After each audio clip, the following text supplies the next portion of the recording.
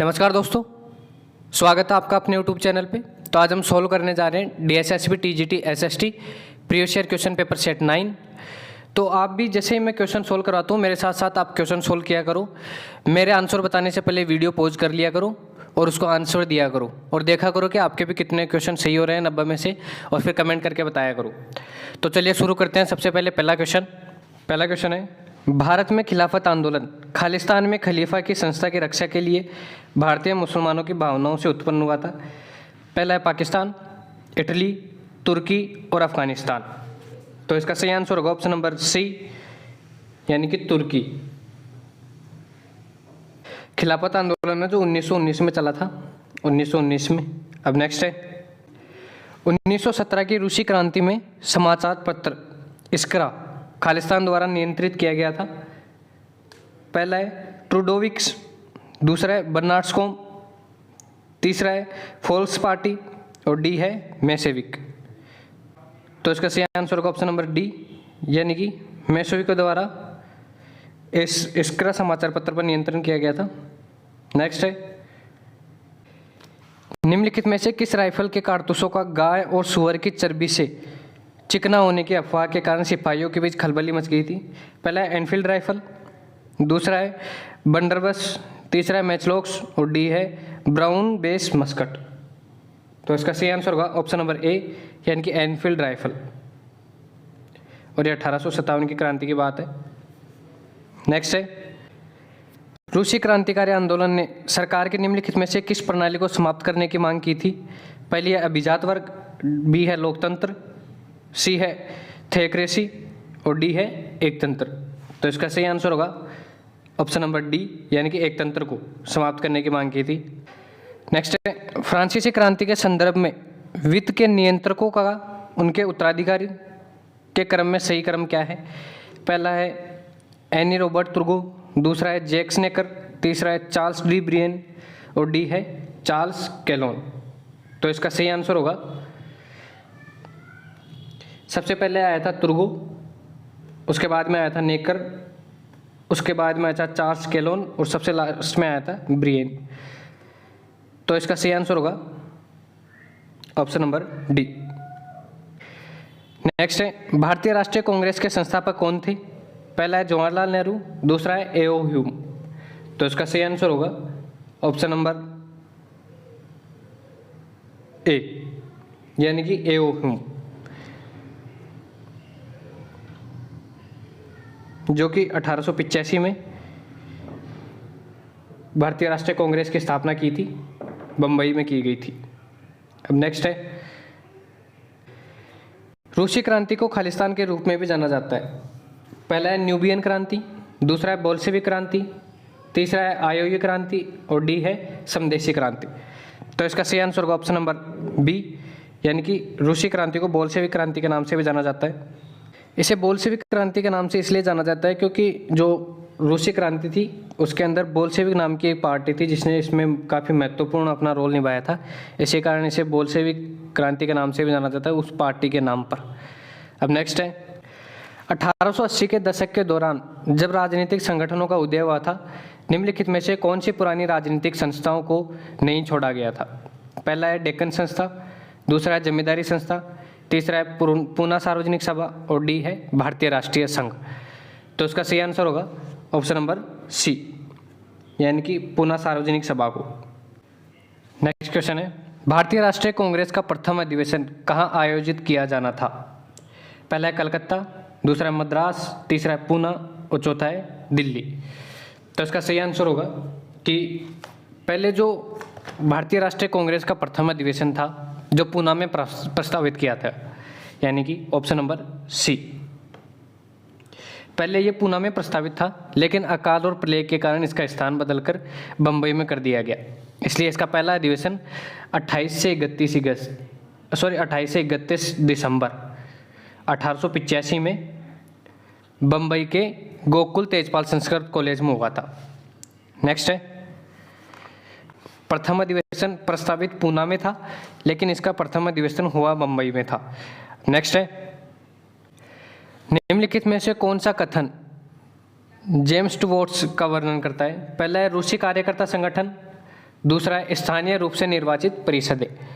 तो इसका सही आंसर होगा ऑप्शन नंबर सी, यानी कि स्थानीय रूप से निर्वाचित परिषद है। टुलूज के आर्क बिशप का क्या नाम था? पहला है एनी रॉबर्ट तुर्गो, दूसरा है जैक्स नेकर, तीसरा है चार्ल्स कैलोन और डी चार्ल्स डी ब्रियन। तो इसका सही आंसर होगा ऑप्शन नंबर डी, यानी कि चार्ल्स डी ब्रियन। नेक्स्ट है निम्नलिखित में से कौन सा कथन सही है? पहला है दो प्रकार के मध्य 19वीं रूसी बुद्धिजीवी थे, एक था बेस्टनार्जर और दूसरा था स्लावोफिले। सेकंड है स्लावोफिले पश्चिमी मूल्यों के पक्ष में थे। तो इसका सही आंसर होगा ऑप्शन नंबर एक सही है और दूसरा गलत है। नेक्स्ट है कुछ इतिहासकारों के अनुसार फ्रांसीसी क्रांति का उत्तराधिकारी किसे माना गया था? तो पहला है लुई 16वें को, लुई 14वें को, लुई 15वें को और नेपोलियन बोनापार्ट। तो इसका सही आंसर होगा ऑप्शन नंबर डी, यानी कि नेपोलियन बोनापार्ट को। नेक्स्ट है रोलेट अधिनियम खालिस्तान में पारित किया गया था। पहला 1923, 1914, 1919 और 1910। तो इसका सही आंसर होगा ऑप्शन नंबर सी, यानी कि 1919 में। रोलेट एक्ट 21 मार्च 1919 को लागू किया गया था। इसमें ऐसा था कि किसी को भी संदेह के आधार पर गिरफ्तार किया जा सकता है और जेल में डाला जा सकता है। अब नेक्स्ट है बिजोलिया किसान आंदोलन नामक किसान आंदोलन भारत के किस राज्य से जुड़ा हुआ था? पहला है गुजरात, मध्य प्रदेश, उत्तर प्रदेश और डी है राजस्थान। तो इसका सही आंसर होगा ऑप्शन नंबर बी, यानी कि बिजोलिया किसान आंदोलन था जो राजस्थान राज्य से जुड़ा हुआ था। नेक्स्ट है निम्नलिखित में से किसने औद्योगिक क्रांति की वृद्धि में योगदान दिया था? पहला है पुनर्जागरण, राजतंत्र, कृषि प्रसरण और डी है धर्म। तो इसका सही आंसर होगा ऑप्शन नंबर सी, यानी कि कृषि प्रसरण ने औद्योगिक क्रांति की में वृद्धि में योगदान दिया था। नेक्स्ट है फ्रांसीसी क्रांति के दौरान लुई 16वें ने किस शहर से भागने का निर्णय लिया था? पहला है लोम्बार्डी, वर्साय, पेरिस और लक्समबर्ग। तो इसका सही आंसर होगा ऑप्शन नंबर सी, यानी कि पेरिस से भागने की निर्णय लिया था। नेक्स्ट है खालिस्तान ने भारतीय रियासतों और ब्रिटिश ईस्ट इंडिया कंपनी के बीच एक संधि का नेतृत्व किया जिसमें राज्यों को कोई भी निर्णय अंग्रेजों के परामर्श से लेना था और शासक की मदद के लिए एक सिपाही सेना दी गई थी। यह किसके अनुसार किया गया था? पहला है विलय नीति, दूसरी सहायक गठबंधन, तीसरा था सर्वोच्चता नीति और डी है आर्थिक नीति। तो इसका सही आंसर होगा ऑप्शन नंबर बी, यानी कि सहायक गठबंधन के अंतर्गत ये था। नेक्स्ट है किस वर्ष में लुई 16वां फ्रांस की राजगद्दी पर बैठा? पहला है 1774, 1775, 1776 और 1777।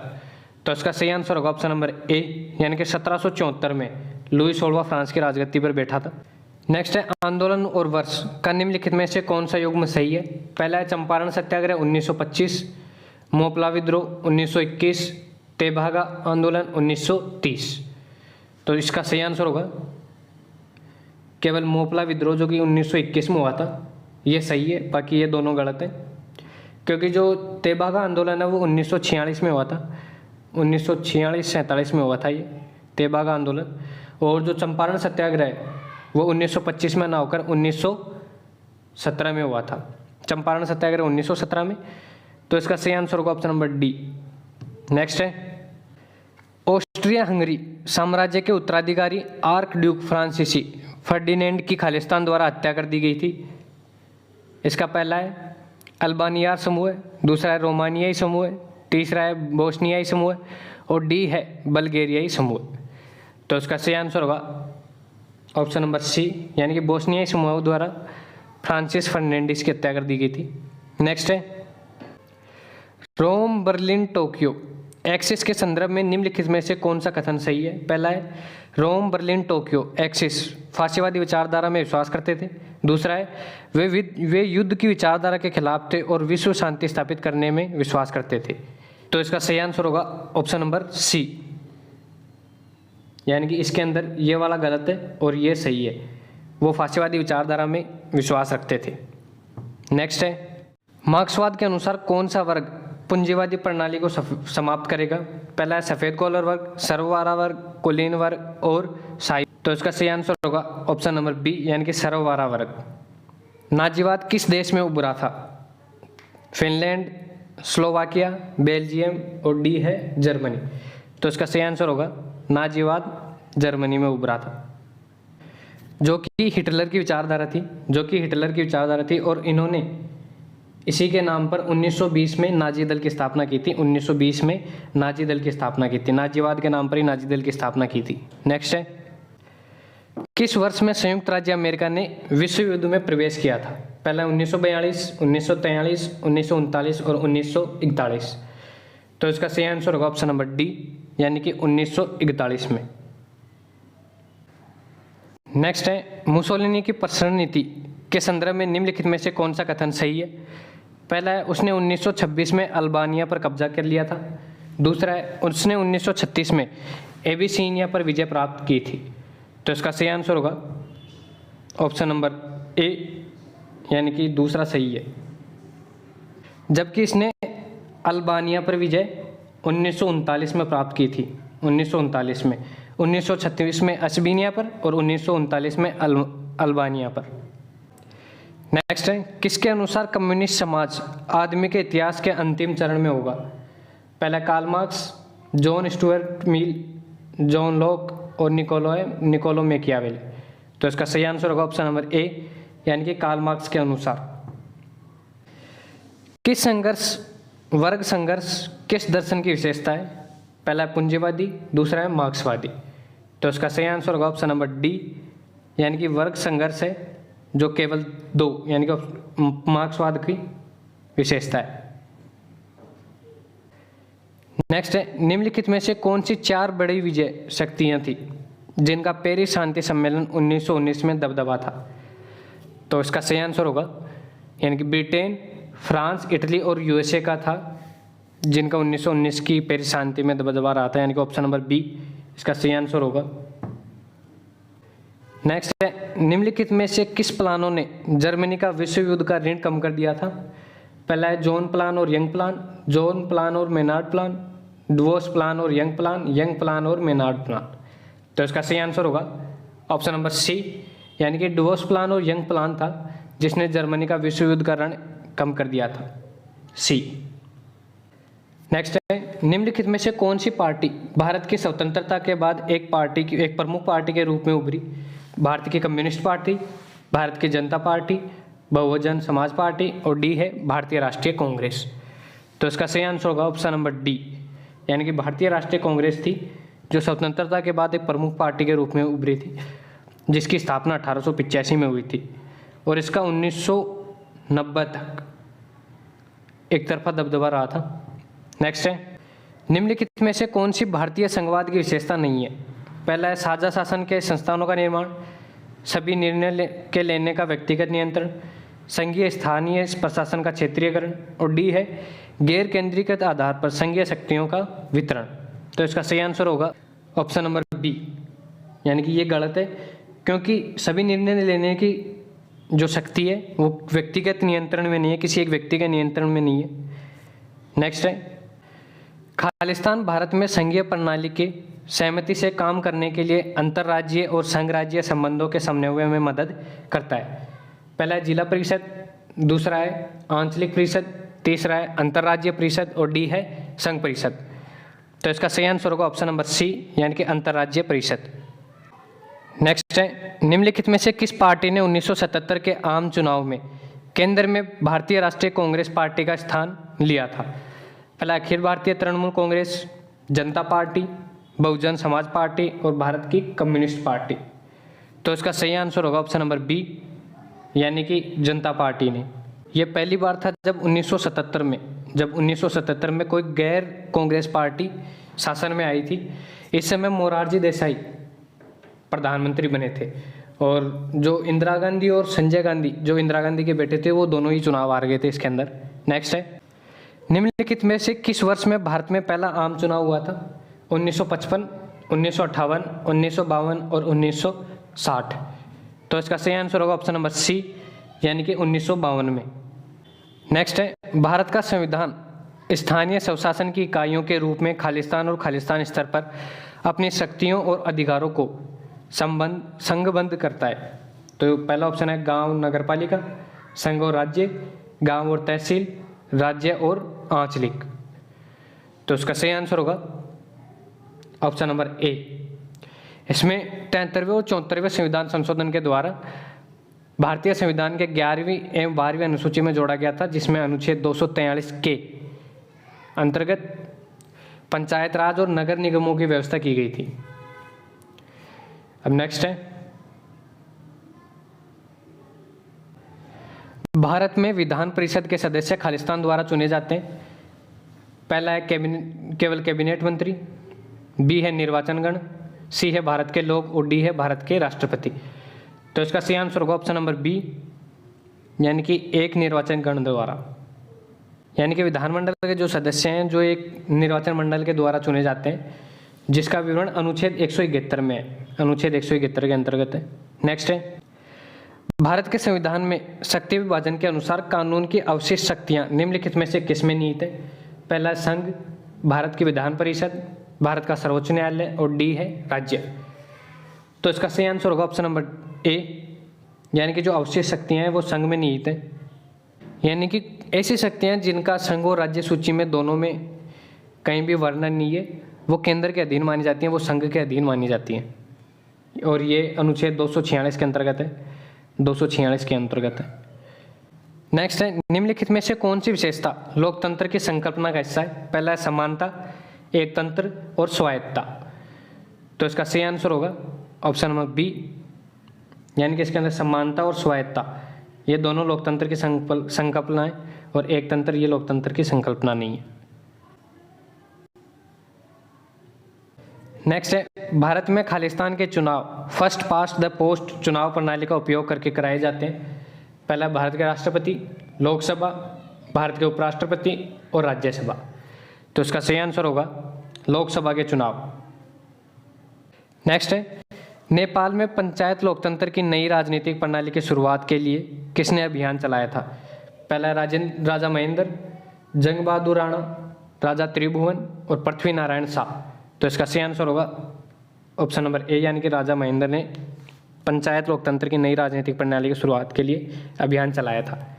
नेक्स्ट है, भारतीय संविधान का निम्नलिखित में से कौन सा अनुच्छेद उच्च न्यायालयों के न्यायाधीशों के प्रावधानों से संबंधित है? पहला 392, 393, 378 और 376। तो इसका सही आंसर होगा ऑप्शन नंबर डी, यानी कि अनुच्छेद जो 376 है वो उच्च न्यायालयों के न्यायाधीशों के प्रावधानों से संबंधित है।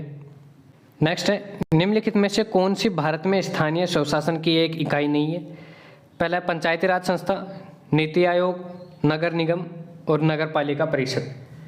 तो इसका सही आंसर होगा ऑप्शन नंबर बी, यानी कि जो नीति आयोग है वो स्थानीय स्वशासन की इकाई नहीं है।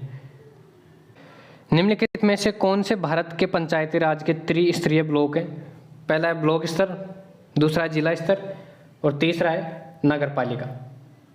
तो इसका सही आंसर होगा ऑप्शन नंबर डी, यानी कि 1 और 2 ये त्रिस्तरीय ब्लॉक है पंचायती राज के, जबकि नगर पालिका स्तर है ये नगरों की स्थानीय निकाय है। ये दोनों पंचायती राज के त्रिस्तरीय निकाय हैं और ये नगरों के स्थानीय निकाय हैं, ये जो कि 73वें और 74वें संविधान संशोधन के द्वारा की गई है इनकी व्यवस्था। अब नेक्स्ट है, भारतीय संविधान के भाग 21 में निम्नलिखित में से किस राज्य का उल्लेख नहीं है? पहला है गोवा, असम, मणिपुर और पंजाब। तो इसका सही आंसर होगा ऑप्शन नंबर डी, यानी कि पंजाब का भारतीय संविधान के अनुच्छेद 21 में उल्लेख नहीं है।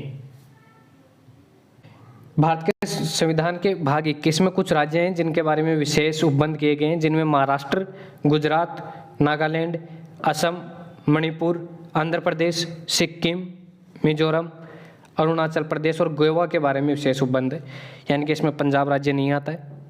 नेक्स्ट है, चाको युद्ध निम्नलिखित में से किस वर्ष में शुरू हुआ था? 1935, 1936, 1932 और 1933। तो इसका सही आंसर होगा ऑप्शन नंबर सी, यानी कि 1932 में शुरू हुआ था, जो कि बोलीविया और पराग्वे के बीच में हुआ था। भारतीय संविधान का भाग 18 खालिस्तान प्रावधानों से संबंधित है। पहला आपातकालीन प्रावधानों से, दूसरा है अस्थायी और संक्रमणकालीन और विशेष, सी है पंचायत और डी है विविध। तो इसका सही होगा ऑप्शन नंबर ए, यानी कि आपातकालीन प्रावधानों से संबंधित है संविधान का भाग 18, जिसका वर्णन अनुच्छेद 352 से लेकर 360 तक किया गया है। नेक्स्ट क्वेश्चन है, भारतीय संविधान का निम्नलिखित में से कौन सा भाग संविधान में संशोधन से संबंधित है? पहला है भाग 20, भाग 21, भाग 27 और भाग 28।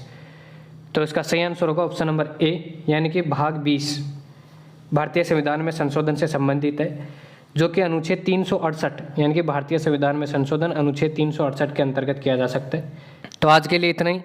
अगर आपको इसकी PDF चाहिए तो हमारे टेलीग्राम चैनल को ज्वाइन कर ले, वहाँ पे इसकी PDF मिल जाएगी, और YouTube को सब्सक्राइब कर लें। धन्यवाद दोस्तों।